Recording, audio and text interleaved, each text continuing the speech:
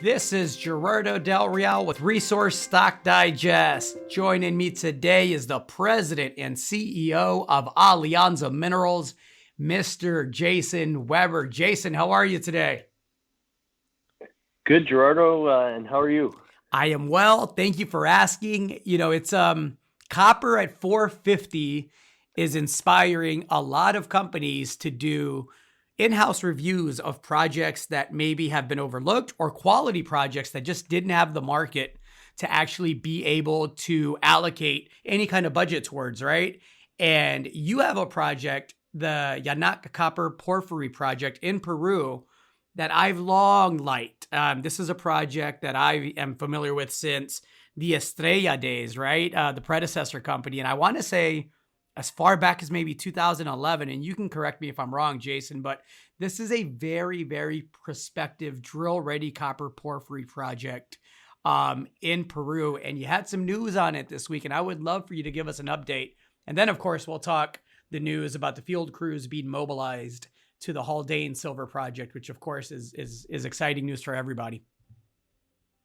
Yeah, absolutely. We, as you know, Estrella and Tarsus Resources combined to form Alianza. But back when I took over Estrella, Yanac was kind of one of the key projects in the portfolio, and having visited the project a few times, really like the prospects for it. Like, as you said, it is a promising drill-ready copper porphyry, very well located too. It's just inland from the coast. It's got infrastructure nearby. It's at low elevation for Peru. It's about 1,200 meters above sea level.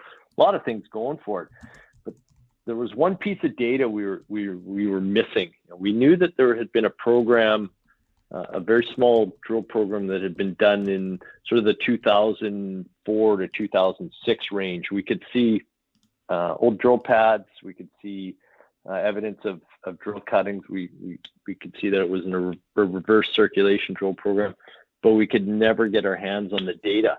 So since 2014, when I came on, I've been looking for it, and through various acquisitions and in Peru, the data ended up going from Phelps Dodge to Freeport, who took Phelps Dodge over, and then an individual bought a bunch of the data from Freeport. And so we finally tracked this individual down, and we were able to get the data from them. So it's great for us because we know there's a porphyry system there. We know that on surface, it looks really interesting. And now we have this drill data to back up that surface work. I don't know that it tested the areas that we would have tested necessarily with our drilling. So it does add to the story. And we're just going through it right now to see how it will help and refine targets that we've identified, or maybe a better way of saying it, the 10 to 12 drill holes we've laid out. How would those change now based on this data that we've acquired? So it's as you phoned me this morning, that's what I was working on. So it's at the forefront. Well, I'm not a geologist, so I'm sure, for the skeptic out there listening saying, well, who cares if Gerardo's really liked this project since 2011? He doesn't know what he's talking about. They would be mostly correct in that sense. I'm no geologist, but I do know this. Anytime I read that JOGMEC, which is the Japan Oil, Gas, and Metals Corporation, and Phelps Dodge and Freeport all have had an interest at one point in this project, I think that speaks to the quality of the project and the potential of the project. And it doesn't mean, that it works out, but surely it means it's been vetted by people much smarter than I, right?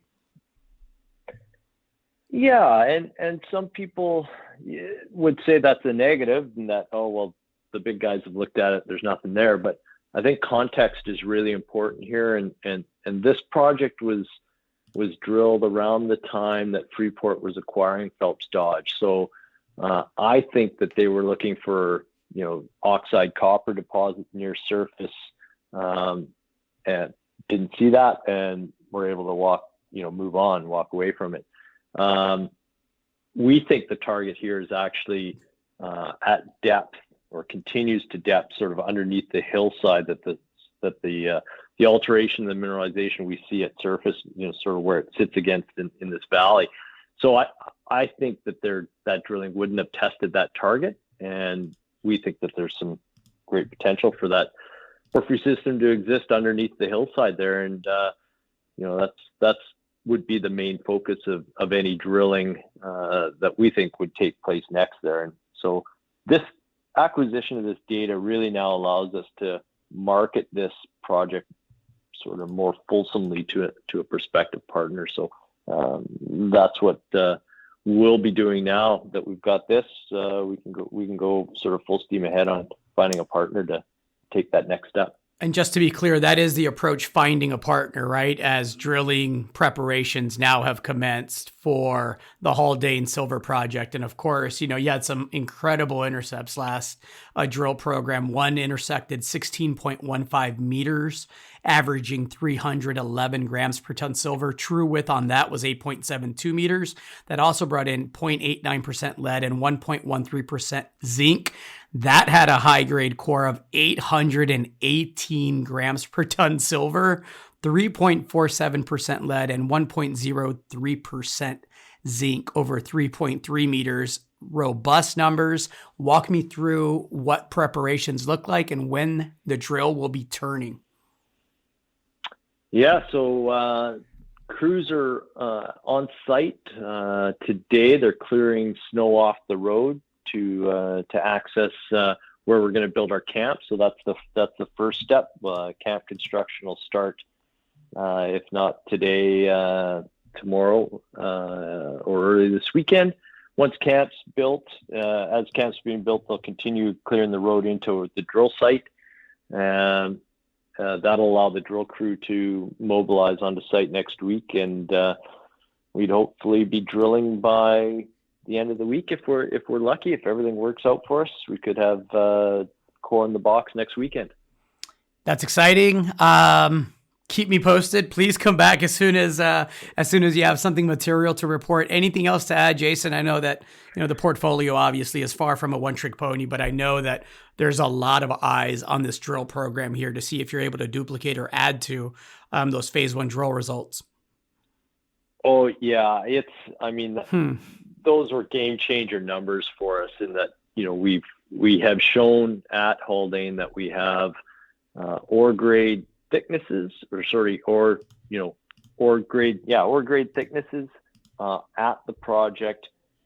It proves our exploration thesis that if you find these silver bearing veins, even if they're narrow, you can find where they blow out the bigger, wider veins that are going to be potentially economic to mine. So that was really important for us. And so with that in mind, this program is going to focus on that West Fault zone where we had those great numbers that you quoted earlier on here. And that'll be the focus of the program. Build on that, show that we can find more of this thick, higher grade mineralization that is going to be needed to build a mine in this part of the world. And we know the Keno District can do it.